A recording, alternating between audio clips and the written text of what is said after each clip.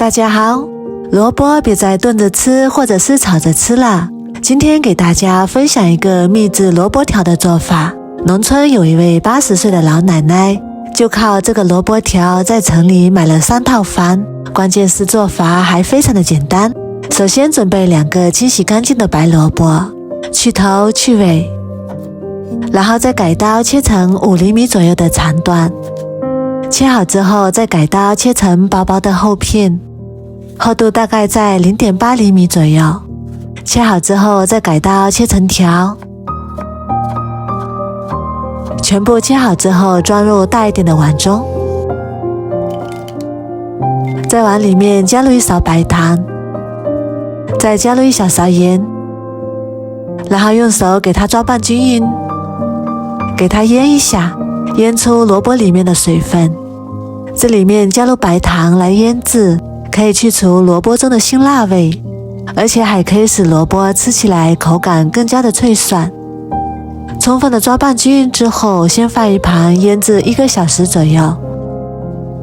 再来准备多一点的大蒜，改刀切成薄片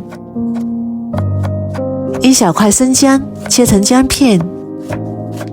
再来准备一些青线椒和小米椒，切成斜片。全部切好之后装入碗中备用。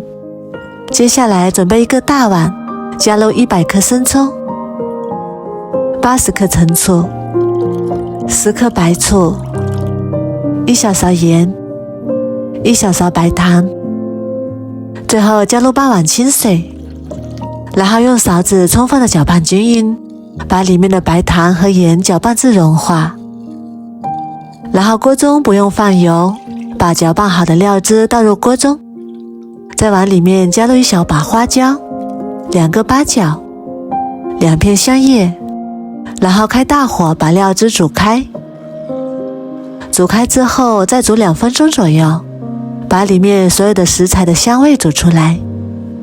煮2分钟之后关火，再用漏勺把锅中的香料打捞出来，再把煮好的料汁倒入大一点的碗中，放凉备用。这时候我们的萝卜条也已经腌好啦，看一下腌出了很多的水分。这时候千万不要用清水来洗萝卜，如果萝卜沾上生水的话，保存的时间不会太长。我们只需要用手或者是纱布用力挤干它的水分就可以。这里一定要把萝卜中的水分挤得干一点，这样萝卜吃起来的口感才会更加的脆爽。然后把挤干水分的萝卜条放入大碗中，再把切好的姜蒜片也加进来，青红小米椒也加进来，再把熬好的料汁倒进来。哇，现在就已经闻到香味了。